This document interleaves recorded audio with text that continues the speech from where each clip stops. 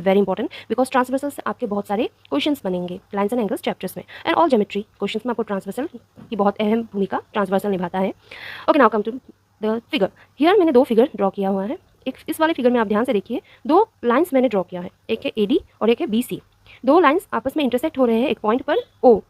अब यहाँ पर अगर आप गौर करेंगे तो मैंने 2 कलर का यूज़ किया है डायग्राम में। 2 लाइंस जो लाइंस है उसे मैंने पेंसिल से ड्रॉ किया और जो ट्रांसवर्सल है उसे मैंने पेन से ड्रॉ किया। क्यों? समझाने के लिए।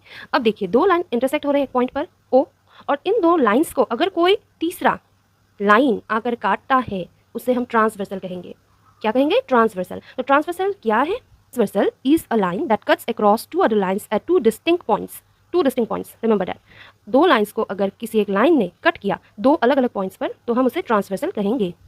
तो इधर M is a transversal and Q and R are the 2 points. उसी तरह से इस वाले फिगर में भी आप देखिए 2 पैरेलल लाइंस मैंने यहाँ ड्रॉ किया, that is PR and ST। इन दोनों पैरेलल लाइंस को कट किया है एक ट्रांसवर्सल ने और वो ट्रांसवर्सल है D।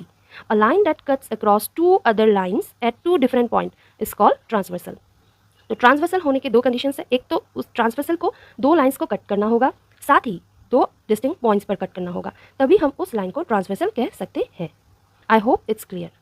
Now come to 9 that is angles form by a transversal. और यह एक बहुत ही बड़ा टॉपिक है जहाँ पर हम पढ़ेंगे ट्रांसवर्सल्स की वजह से कौन से एंगल्स बनते हैं।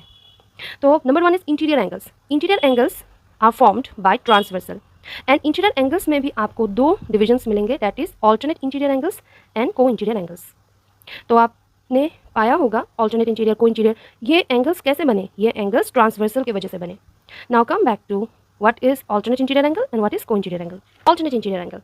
Alternate interior angles are those angles which are formed opposite side of the transversal. अब इस वाले फिगर में आप गौर दीजिए, यहाँ 2 पैरेलल लाइंस मैंने ड्रॉ किया, एक है AB and another one is CD।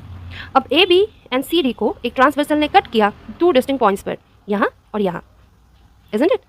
Now इसके वजह से 1 2 3 4 5 6 7 8 8 एंगल्स बने। अब इन एंगल्स में से जो एंगल आपके इंटीरियर यानी बीच में 2 पैरेलल लाइंस के बीच में जो एंगल्स बनेंगे उसे हम इंटीरियर एंगल्स कहेंगे, और पैरेलल लाइंस के बीच से बाहर यानी इसके बाहर जो एंगल्स बनेंगे उसे हम एक्सटीरियर एंगल्स कहेंगे। उस angles which are form inside the parallel lines, transversal ने कट किया 2 डिस्टिंक्ट पॉइंट्स पर और जो एंगल्स बीच में बने पैरेलल लाइंस के बीच में वही है आपके interior angles. Alternate interior angles यानी वो एंगल्स जो ऑपोजिट्स में बने। ऑपोजिट्स 4, एंगल 4 के ऑपोजिट में है आपका एंगल 6, उसी तरह से एंगल 3 के ऑपोजिट में है एंगल 5।